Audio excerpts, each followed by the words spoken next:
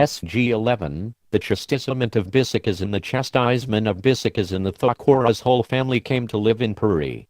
He mentions in his autobiography that his mother, his wife, Anata, Radhika, Sadhu, Kadu and other relations were all staying there and getting the regular darshana of Lord Jagannath. The commissioner, Mr. T. Ravenshaw, was much pleased to get a person of the caliber of the Thakura and asked him to watch over the affairs of the temple of Jagannath on behalf of the government. It was due to the exertion of the Thakura that many bad practices at the temple were curbed and the offerings to the Lord were regulated to extreme punctuality. Srila Bhaktivinoda Thakura was much enlivened by being in Puri, where Lord Chaitanya had passed his last 18 years. And he took every opportunity to visit the sites of Lord Chaitanya's final pastimes and to experience the mood of ecstatic separation from Krishna, which was ever present there. In the first year of the Thakura's stay in Puri, his third son, Kamala Prasad, was born. At this time the Thakura was given the task of quelling the disturbance caused by a mystic yogi who claimed to be an incarnation of Mahavishnu. A few details of this story are taken from the autobiography of Srila Bhaktivinoda Thakura, and all other details are culled from the biographical notes of Lalita Prasad Thakur, the seventh son of the Thakura, and other biographers. The story is so gripping and dramatic that one may wonder about its veracity. Yet, we know that truth is both stranger and more profound than fiction, and confirmation of the events described below can be had from so many sources that they cannot be denied. The background of the Yogi Bisikazin was that he belonged to a sect called the Udibori Sampradaya, which was started by a person called Jagannatha Dasa. In the beginning Lord Chaitanya had ordered Jagannatha Dasa to be a follower of Haryadasa Thakura, but later Jagannatha Dasa gave up pure devotion and took shelter of Mayavada philosophy. Mahaprabhu rejected him, and for this reason he was called Udibori. The Udibori group was secretive in its practices, and the Thakura states, this group has many forged books wherein it is written that Chaitanya will again appear. Among them, there are some evil-minded people who attempt to imitate Chaitanya or Brahma, and some who imitate Baludeva or Krishna. One person known as Bisikazin, a scoundrel who had developed a little yogic power, was thought to be Mahavishnu himself. The yogi established a temple in the jungle near the village of Sharadapur, and as he exhibited many mystic potencies, numerous people came to serve him. It was predicted in the concocted scriptures of the Udiboris that there would be a battle on the 14th of Kaitra, March-April, and that Mahavishnu would then reveal his four-armed form. This news was spread in the villages, and the yogi sent out a circular announcing that Bhagavan Mahavishnu, who had descended as Bisikazin, would deliver India from the hands of the Europeans by killing them all. He also began to exhibit various miracles to impress people. He would sit erect in front of a fire and lean into the flames for some time and then return to an erect position without injury. He could read people's minds, instantly cure diseased persons and manifest fire from his head. To those who lacked knowledge of the various yogic practices, by which siddhis, powers, are acquired, these events seemed extraordinary, even godly. However, to a serious student of the doctrines of yoga, like the Thakura, such powers were simply an insignificant display of material power acquired by austerity, with no real spirituality. Even to this day in India, unscrupulous persons who perform severe penances acquire these magical powers simply to get a large following and exploit their simple-minded followers for material advantages. Their naive followers often become convinced of the divinity of the rascals and worship them as God. Yet, such persons are really no better than confidence men in one of the world's oldest con games. Tiny conditioned souls masquerade as God and convince other foolish conditioned souls to accept them as such. Two of the yogi's associates posed as the Gunayuvatoras, Brahma and Shiva. Living in the jungle, not far from Bhubaneswar, he established a temple, using funds that certain of the intimidated kings of Orissa had sent at his request. Some of the kings and villagers even sent women for his pleasure when he announced that he would hold a rasa dance in which he would exhibit his sole supremacy and power over all women. When he actually had sexual relations with the wives of leading citizens of an Orissa town called Bringarpur, it created an outcry among the husbands and other leaders there, and they took their case to the government officials. Mr. Ravenshaw, the English District Commissioner, was at that time in charge of the Orissa division of the National British Indian government. After hearing from the leaders of Bringarpur, he decided to entrust the case to Srila Bhaktivinoda Thakur for a thorough investigation. The case was very sensitive. Bisakizan had gathered a large following of sympathizers, and he was seen as a potential threat to the security of the region, possibly capable of fomenting a local revolution. The Thakura set out with the district superintendent, the chief of police and a few constables. In the evening, just at sunset, the Thakura entered the jungle where the yogi was staying, near the village of Sharadapur. He found many people sitting with the yogi. Many sick people had come to get cured by him and were glorifying him as an incarnation of God. Upon the arrival of the Thakura, the yogi rose from his throne and questioned him, "O Babu, I know that you are a Bengali and a magistrate. Why have you come here on this dark night?" Srila Bhaktivinoda Thakura replied, "I have come to see you." Bisakizan then rejoined, "That being the case, please sit down and hear my teachings. I am Mahavishnu. Arising from the ocean of milk, I have come to this place, and very soon I will destroy all the Europeans, including the King of England. I have proclaimed this everywhere." In his autobiography, the Thakura says, "I went at night to the jungle and spoke at length with Mahavishnu, and he revealed his vow to destroy the English Raj." After saying this, Bisakizan gave the Thakura a piece of palm leaf that had the very thing he had just said written on it in poetic form. Exhibiting his mystic powers, the yogi began to describe everything about Thakura Bhaktivinoda in detail, mentioning his name, mission, etc., and warned him not to try to interfere with him. He also revealed that he knew full well about the men that the Thakura had brought with him, and were hiding among the trees. The Thakura was not impressed, and he asked the yogi, "If you are Mahavishnu, then why are you staying in this jungle and not at Puri where Sri Jagannatha Deva resides?" The yogi replied haughtily, "I am personally the Supreme Lord. There is no god at Puri. That so-called god, Jagannatha, is merely a big slab of wood. Sri Chaitanya was my beloved devotee, and I will again make India the kingdom of the Hindus. For this reason I am living in the jungle. I know that you are an excellent court judge and a good devotee as well. When a Hindu kingdom is again established, I will give you a very good position in the government. I will make you the governor of the entire state of Orissa." Srila Bhaktivinoda Thakura then gravely replied, "The tiny living entity can never become God. Ravana, Hiranyakashipu, Shishapala, Dantavakra and many others who came under the influence of this arrogant mentality, were all destroyed." The yogi, in order to impress the Thakura with his power, then called before him many people with incurable diseases, and in a moment made them well. One person was suffering with a spear wound. The yogi brought him under his control and produced some ashes which he smeared on the wound. Immediately the wounded man was well and free of pain. The Thakura was not moved, correctly seeing the yogi as an offender to the Lord, using God-given powers for his own self-aggrandizement. Leaving some spies to watch the yogi, the Thakura spent the night in a tent at Sharadapur. The yogi had to be arrested, but first further investigation needed to be made. The next day the Thakura traveled to the villages in the region to gather reports from the people. In some villages he heard praise, but others were angry about the yogi's affairs with married women and were anxious that this fever of attraction to the yogi might spread to the women of their own villages and result in scandal and humiliation. Thereafter, the Thakura gave the order to arrest the yogi, and seeing his men fearful, he personally led them, bringing with him 2 police inspectors, a police superintendent and over 100 armed policemen. They arrived in the early morning hours. A sacrificial fire was burning in front of Bisakizan and well over 1,000 followers were present. Many were offering prayers to the yogi. The Thakura and the policemen appeared on the perimeter of the crowd. When the yogi's followers saw the red-turbaned policemen, armed with rifles and bayonets, many of them began to flee. News was quickly spread to the villages that the government had sent an army to arrest the Avatar of God. Bisakizan sat observing all of this calmly. Srila Bhaktivinoda Thakura approached him. There was a short silence.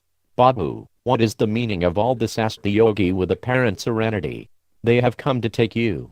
It is the governor's order that you should be brought to Puri," replied the Thakura. The yogi replied harshly, "Who is this governor? I am king, for I am the supreme Godhead and master of all the universes. I bow down before no one." Let us see who is able to take me away from this place. If you do not go peacefully, we will be obliged to take you away by force, replied the Thakura sternly. Becoming enraged, the yogi cried, I order you to immediately leave this place.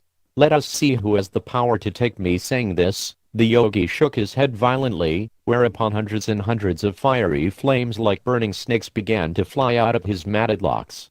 The yogi's eyes then became bright red and sparks of fire shot out of them. Seeing this, the police force was terrified and fell back a pace. Bisakizan declared the Thakura, you may show us as much magic as you like, and we certainly will not forget it. However, you are an offender at the feet of the Supreme Lord. Although you are an insignificant living being, you are proclaiming yourself to be God, but actually you despise God. Furthermore, you are a rebel. You must go to Puri, where you will be judged. The yogi shouted, I will not go. My power remains, therefore go away. Thakura Bhaktivinoda ordered 4 police constables to bring a bullock cart from the nearby village. As they waited for the cart, the Thakura preached to the irate yogi, you must give up your deluded mentality and admit your imperfection. Your mystic powers are very insignificant in comparison to the opulences of the Supreme Godhead and the greatness of the Lord's devotees. I request you to correctly understand this just once. The yogi reacted like a trampled snake. You obviously do not know who I am. If I, just once, ignite the fire of my anger, the 3 worlds will burn into ashes. But because I am very kind to the universe, I am not doing it. Srila Bhaktivinoda Thakura began to laugh. Achha, he said, let us now go to Puri. When we get there you can display the fire of your anger. By this time, the bullock cart had arrived. Seeing no way out of his predicament, the yogi ascended the cart, but before doing so he announced to the Thakura, it is the word of the devotee that the Supreme Lord protects. Therefore I am only going to Puri to protect your word that you would bring me there. On the way to Puri, the Thakura began writing up his judgment of the case to date. As the Thakura wrote, the yogi began exhibiting his mystic powers from the back of the cart. The Thakura noted them but remained steadfast. Upon arriving in Puri, the yogi was placed in solitary confinement until the trial. Srila Bhaktivinoda Thakura put 36 Muslim constables and 72 Kathak policemen in charge of guarding his cell day and night. He then departed to arrest the false Brahman Shiva, who later pleaded that they had been coerced into their respective roles by Bisakizan. They were prosecuted by Mr. Taylor, who was the subdivision officer at Qatar. Bisakizan fasted from both food and water and did not sleep at all. Srila Bhaktivinoda Thakura repeatedly requested him to eat and gave him many valuable spiritual instructions, but Bisakizan would not hear him. During the pre-trial period, many Orison people took up a collection and hired a lawyer to defend Bisakizan in court. The trial lasted 18 days. It was held in the district court at Puri. Almost 1,000 of the yogi's followers and sympathizers gathered outside the courthouse during the trial, shouting their demands for the yogi's release. On the 5th day of the trial, court was adjourned for the day. At the completion of the 6th day's hearings, Bisakizan ominously threatened the Thakura, Babu, you must immediately desist from prosecuting me or everything you have will be destroyed. Go to your home now and see what disaster is taking place there. When he arrived at his home, he found his second daughter, 7-year-old Kadambini, afflicted with some deadly disease and high fever, repeatedly losing consciousness. Loud sounds of lamentation filled the house, but the Thakura did not fail in his determination, for he knew that the Lord would protect him from the insignificant powers of a yogi. Many doctors came to attend his daughter, and by 8 o'clock in the morning she was well, and playing in the courtyard.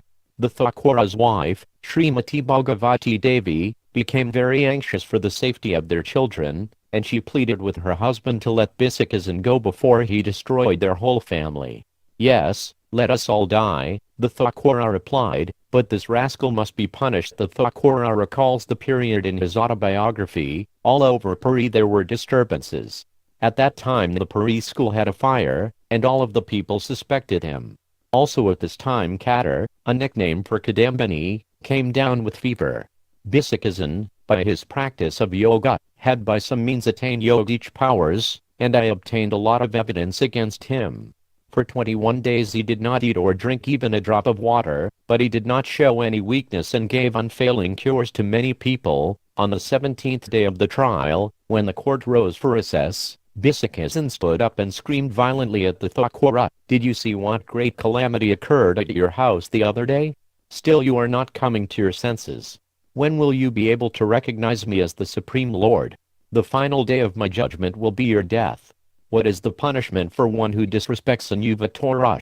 How death sits on the seat of judgment and gives out his commands, I will see." When Thakura Bhaktivinoda returned home in the late afternoon of that day, he took off his court clothes, and all of a sudden he felt a sharp pain on the right side of his chest.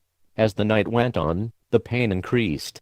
The Thakura was unshaken in his determination, but it was unclear how he would be able to enter the court in such a condition to give his final judgment.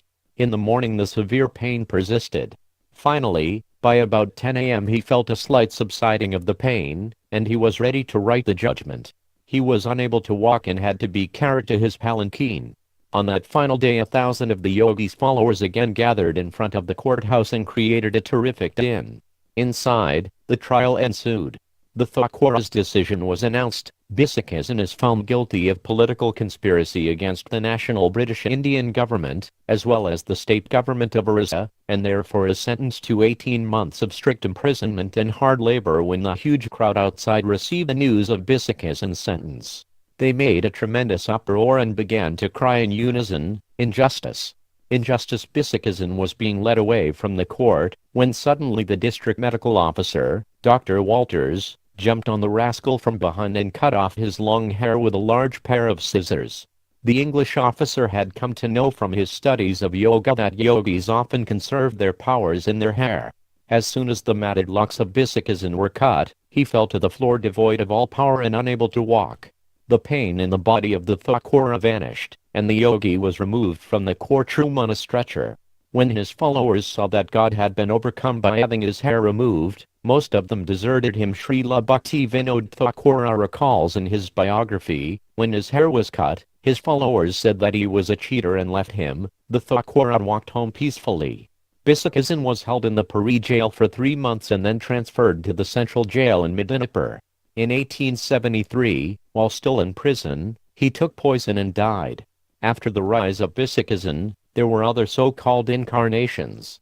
In Yajpura, Brahma took over Bisikizin's former group and was similarly punished, and in Kandagiri, Abalo Rama made his attempts but was also swiftly thwarted. Just as Durvasa Muni had attempted to punish the pure devotee Ambarisha, Maharaja was himself punished. A similar attempt was made on Thakura Bhaktivinoda, but by the grace of the Lord he was fully protected and victorious. The Thakura sent a letter to the editor of a Cuttack newspaper called Progress after the trial of Bisikizin and described the evils of the Udibori sect, as well as the rise of the other impostor incarnations. The article is so interesting and so devastating a critique that we reproduce it here in full as it appeared in the Harmonist in November of 1928. To the editor, Progress, August 18, 1871. Dear Sir, there is a class of men in Orissa who pass by the name of Utibaris. They say that they are Vaishnavas, but in fact they are quite opposed to the principles of Vaishnavism. This sect originated with one Jagannath Das who flourished at the time when Mahaprabhu Chaitanya Deva of Navya entered Puri with a view to propagate the genuine principles of the Vaishnava creed. Jagannath Das was indeed a man of great acquirements in the Sanskrit language. He translated the Srimad Bhagavata into Oriya poetry as also the Bhagavad Gita, the most instructive book in the Hindu literature.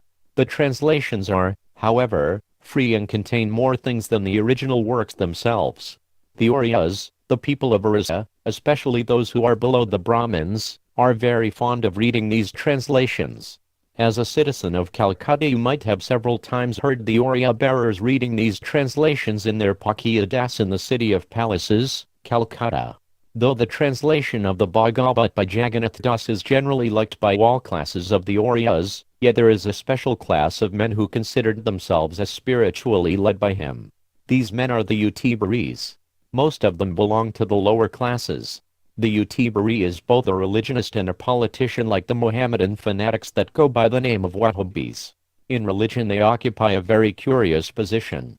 They say that they worship one great God who is without any form whatever. They appear to have no conception about the spiritual personality of the deity, nor do they believe that the human soul lasts in distinction from God after salvation. In fact, they hold a similar idea with the great commentator of the Vedanta Darshana, Sankaracharya, the leader of the Advaitavadis. But they at the same time believe that the Jagannath in the temple at Puri is the highest ideal of God. In fact, they worship the idol as if it were the unconditioned deity himself. They do not believe all the Shastras, but they attempt to choose principles out of them. They believe, however, that they are the highest class of religionists in the world and the absolute truth is alone with them. They several times profess that they are true Brahmajayanis and that the present Brahmus are but Christians, the name Brahma being a misnomer with them. The Utibaris, like the old Roman Catholics in the Middle Ages, still receive revelations from the deity and speak sometimes face to face with him. For this reason every learned Utibari is a prophet, and has his Malika or a series of revelations. Go to one of them and he will tell you in which year and under which circumstances the world will end. They sometimes perform some ceremonies of the yoga philosophy, and attempt to work physical wonders. They are addicted to the smoking of ganja and taking of opium, and it is when they are under the influence of these intoxicating articles, that they are in the habit of receiving revelations. Most of them are married men living in their own houses and dislike the life of ascetics. They are often very bold and address other people in mysteriously awkward terms. In fact, those of the Auryas who are intelligent enough to understand matters but have received no good education, turn out Utibaris. In whole of Orissa, I believe, there are about 15,000 men of this class. We understand it on very good authority that they have a sort of brotherhood like the Freemasons, amongst themselves, which unites them in a strong affection towards each other. They often keep communication amongst themselves in mysterious expressions and signs, and thus the Utibaris at Balaswar are often kept informed of what is going on with the Utibaris at Puri, which is about 8 days' journey from the former station. We would have been led to compare this class of fanatics with Bauls of Bengal, had there not been another characteristic to distinguish them from the latter, the political characteristic of the Utibaris. The main object of the class is to bring about some political revolution in the province by means of circulating false rumors in the shape of revelations. Their Malikas, as the revelations are called by them, generally declare the period when there will be an incarnation of the deity to destroy the present ruling authority. By mysterious words they advise their fellow brethren to be ready for the time and eagerly await for the Yuvatar. These circulations are not solely to be attributed to the ganja to which they are addicted, but to a desire which they foster in them to enjoy money and women belonging to the credulous fools that live far from the light of education. An Utibari is looked upon in the interior as one saint of heaven to deliver the souls of sinners and to give them worldly aggrandizement when necessary. People sometimes visit them with a view to get rid of chronic diseases, and women generally solicit the favor of their giving them children and domestic comfort. The trials of a couple of cases in criminal courts at Puri and Khurda have brought to light a great deal about the doings of the Utibari impostors in the Mufasal. The Khurda case has disclosed that one of them turned out to be an incarnation of Balaram and prophesied to the people that he had come to make a political revolution in Orissa, the chosen place of the deity. By this false rumor he acquired a great reputation and corrupted a number of females belonging to the higher classes of the inhabitants. He was worshipped as a god and was surrounded by thousands as a Raja ruling his own realm. He continued to send out his Mali cousin to increase the number of fanatics till the deputy magistrate, Mr. Taylor, tried him and sent him to imprisonment. The other impostor was working his way near the temple of Bhubaneswar in a small village not even a mile from the Jagannath road. He was also being worshipped as an incarnation of Mahavishnu.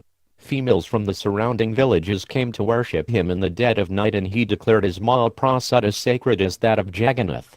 He continued in this way, till some of the aggrieved Brahmins of Bhubaneswar came to him and asked him the authority under which he was thus acting. He plainly declared to them that the authority of the British government was about to cease and Adal Behra of Khardo was to be the ruler for Orissa.